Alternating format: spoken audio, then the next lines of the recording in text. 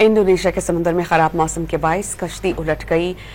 इस हादसे में 18 अफराद डूब गए। रेस्क्यू टीम्स ने 17 को बचा लिया है, जबकि एक लापता शख्स की तलाश का अमल जारी है।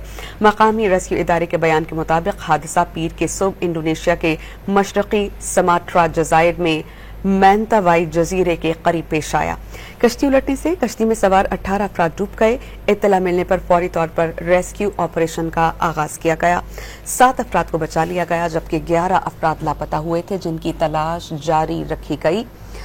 मंगल को मकामी हुकाम ने बताया कि रेस्क्यू टीम्स ने मजीद 10 अफराद को समुंदर से जिंदा बचाया है, जबकि एक लापता शख्स की तलाश के लिए ये रेस्क्यू ऑपरेशन अभी जारी है।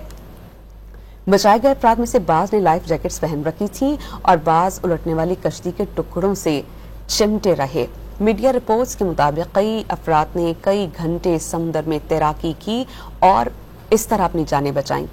इमदादी हुकाम के मुताबिक हादसे के वक्त इलाके में शदीद बारिश हो रही थी, जिसकी वजह से यह हादसा पेश आया। मैंतावाई जजीरा इलाके के दूर दराज जजायर में शामिल है।